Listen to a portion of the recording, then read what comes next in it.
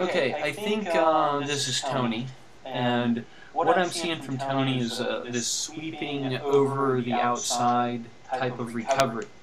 Again, because the arm is in a kind of a stretched out position to the side, something is going to have to support that, or we run the danger of getting into the same sort of thing that Andrew had, which is a sweeping across in the front. So we're going to take a look at these. I like this way of filming better, and we'll see how it comes together here. What I'm getting the feeling of right here is a little bit too high of head position, but I like the way this arm is initiating its recovery. Now, it started good, but the arm isn't really relaxed as it comes forward, so again, there's this sweeping outward. And if you've ever swum in a team setting or lap swimmers, you're probably well, I'm going to take a guess that you hit people's arms in the other lane. That's always a good indication that things are a little bit out of control or a little bit too wide. And you want to have things in a little bit more direct line that goes right to the front or right to where you want to initiate that pull. So basically the shortest line with the hand from the back to the front, or the straightest line. This sweeping out can have detrimental effects on the pull, and it can also have detrimental effects on the way the hips react. Kind of a swinging from side to side. So it makes it tougher to stay perfectly aligned when you sweep the hands like this on the recovery. And there we see where the hand's going, across the top of the head, although it's entering at this slicing angle. As soon as it gets in, it starts to pull right away.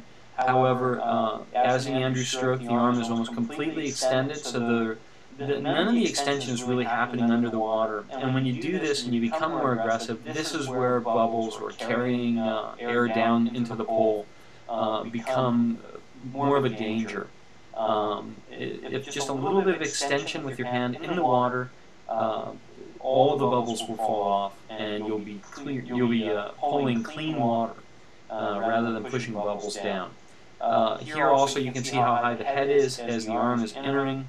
So we do need to work on some balance issues and just some good body alignment drills. The other thing I'm noticing is that you're turning your head late for the breath. And this is going to make it tougher to get a really good breath. If you're breathing to the right side, you want to feel that your head is pushing the right shoulder out of the way. At this point, the head is turning as the left arm is pulling. It was something that it's hard to illustrate, but I'll see if I can catch it on one of the next ones of when your head should start breathing, and then I'll also see if I can find a drill to paste in here. But if you ever get short of breath when you swim, chances are it's because you're trying to rush a breath. So what I'm going to watch for next is to see how long your head stays turned for air, to see what kind of a breath you're getting.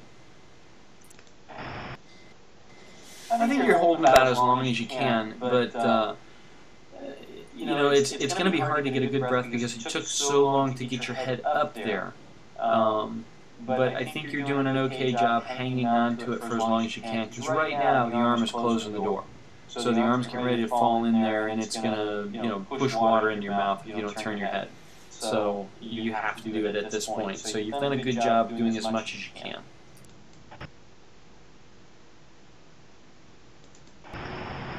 Here we really get a good idea of how extended the arm is, and it's still on the surface of the water.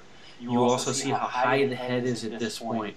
Something's got to pay the price for that, and the hips are underwater. I can't really see what's going on with the legs yet, but it looks to me like they're fairly bent at this point. Anything would really be speculative. I'm just trying to guess because I see something that doesn't necessarily look like your thigh behind there. But we'll see if you get a little further down if I can see better. The important thing here is the arm is completely extended on the surface of the water. It should only be completely extended under the water. So I want you to try to have your hands come in the water much sooner. I'll try to also draw another line in one of the next strokes to see if I can illustrate better where your hand should enter, and then extend to this point. It's beautiful that you're reaching full extension, it's just happening too late. The big thing in this one is both goggles up out of the water, trying to get a breath. So as you tilt your head off to the side, it's hard for you to push it or turn it like the shoulder breath drill that we just showed, because you're trying to lift and turn at the same time.